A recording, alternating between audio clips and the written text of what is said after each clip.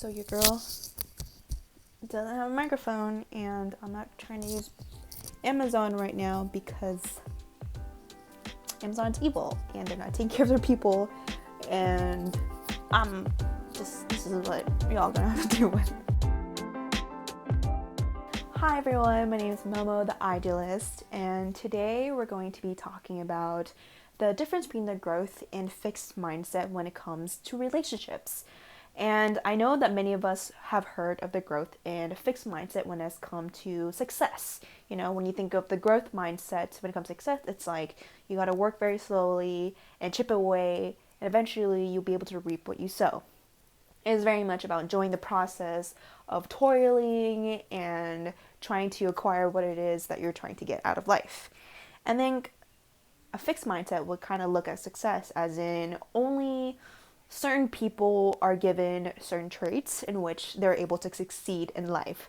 But that can't be farther from the truth. So how does all of this kind of apply to relationships? And as you can see from the topic of this video, it's about why relationships fail. And I was brought to my attention about this concept by Carol Dweck. And Carol Dweck has also coined the growth versus fixed mindset as well. And she also mentioned in an article about how this can also kind of relate to love and it's basically romantic relationships. And I think that, you know, our very common knowledge surrounding relationships is the fact that relationships should be very much like they should be emotionally in tune with you. You know, you should get the partner that is compatible with you, almost perfect. And I think in the society that we live now, I think I think all of us can attest and know that a lot of romantic movies have we watch these characters that have one climactic event that happen, and then we don't really see what happens after the movie ends. You know, they don't talk about the day-to-day lives of couples. For example, it could be the most pettiest, trivial things that irk you about your partner, and that's how you eventually start building contempt to your partner as well. And I really wanted to bring that point up because it also kind of connects to how we are in society now in our dating lives. And as someone who is from the Zillennial generation, we have a completely different way of meeting our partners than we ever have before because we have the internet. Back in the day, during the boomer generation or even before that, it's you meet someone that is within your social circle, or you meet someone that is from your neighborhood, but then now you're exposed to all these different dating apps, right? The other day, I was basically looking at this startup that was essentially just for East Asians dating each other, and I'm just why would you just kind of decide to meet people based on, ethnicity? But I also understand why they would too, but it just kind of goes to show that dating apps have proliferated our world and has influenced us in a way that we never have thought before, because by the very tip of your fingers you could be finding someone with all these different qualities. And for me, I used to be a Tinderella. Oh my gosh, I'm just having flashbacks of all the times I've been on the Tinder man, and Coffee Mates Bangle, what's other ones, Fish in a Bottle, whatever. There's just so many different dating apps that you can just go out and go to the app store. You can find so many. It's so much easier to meet people, but it's also much easier to meet like-minded individuals because you can go and filter in the certain traits and qualities that you'd want out of a partner, and you can essentially choose. Instant gratification, that's what it is. Our love life has kind of become this, you can instantly find someone and you instantly work out and you can instantly get married and everything will be fine, honky-dory. But the thing is, all of these relationship apps or whatever, what we know about relationships don't really talk about what makes a relationship work. And come from me, who has been in 3 failed relationships. So relationships are hard work. And I think fascinating about the growth versus fixed mindset, because it challenged a lot of my notions I have surrounding relationships. And I think a lot of it's very common knowledge, while you're dating them. As obviously the honeymoon phase will pass, and then you'll get to know who this person really is. It doesn't really talk about what it means to sustain a relationship. And let's just not also forget that we definitely live in a society that very much preaches about being single. Focusing yourself, loving yourself first before you get into relationships. And again, all of that material about sustained relationships is, again, thrown away and we forget about it. And that's why, again, when you look at relationships from a growth versus fixed mindset, it radically changes the way that you connect with not only your partner, but with people. Because fixed mindset looks at your partner as someone who has inherent traits in which they can't change. So let's say you meet someone that's awesome and you find out that they're not vegetarian. They're carnivore. That you meet.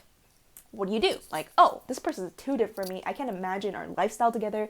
That means I have to sit at Korean barbecue restaurants that smell like barbecue. And also I have to see them like freaking get raw chicken and eat it in front of me. And I just don't like the smell of like dying flesh, whatever. And because of that, you're not giving a chance for this relationship to work.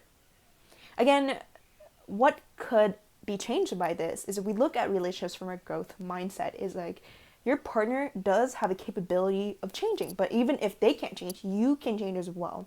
So what does it mean for you two to work together as a team to sustain this relationship, in which instead of looking at like, how can my partner make me feel loved every day, you look at it as if, how can I express more love to my partner every day?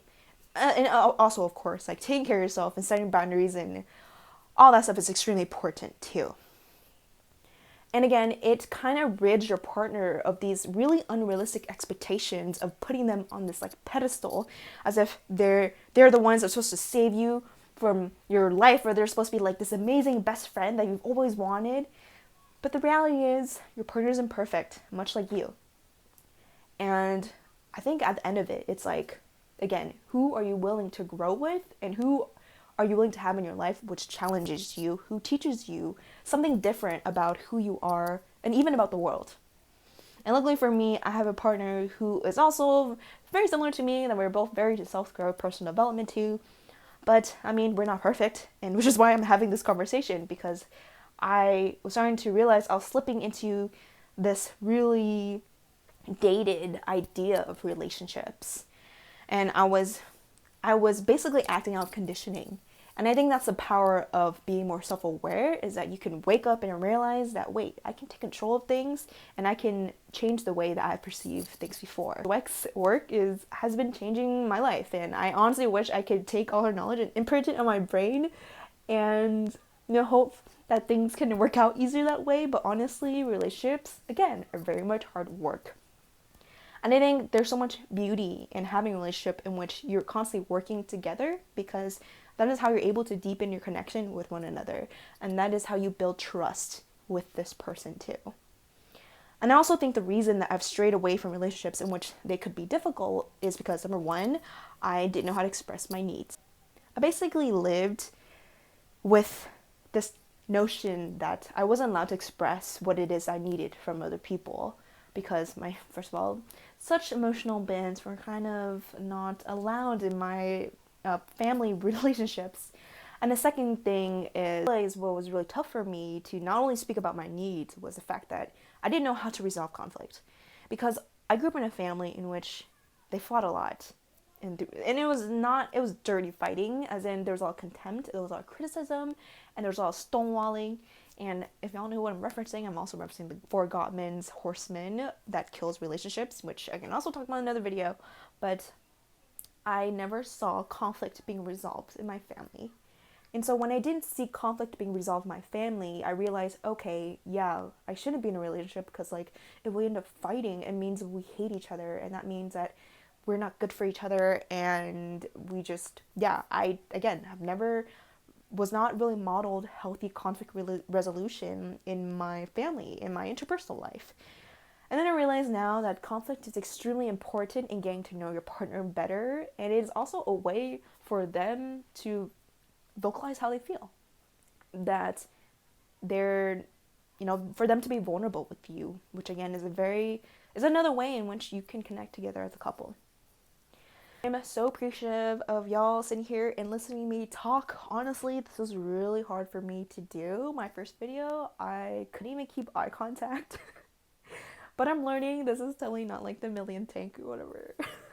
But I honestly hope that this channel can be something where I can practice my creativity and also impart a lot of knowledge into whoever is interested in watching.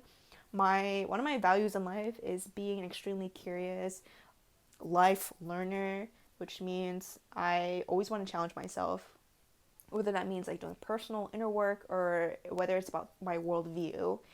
And I would love this channel to be like that. So if you're also similarly a curious life learner like me and you want to critically engage with the world and yourself, please feel free to hit the subscribe button, and I hope to see y'all soon. Thank you.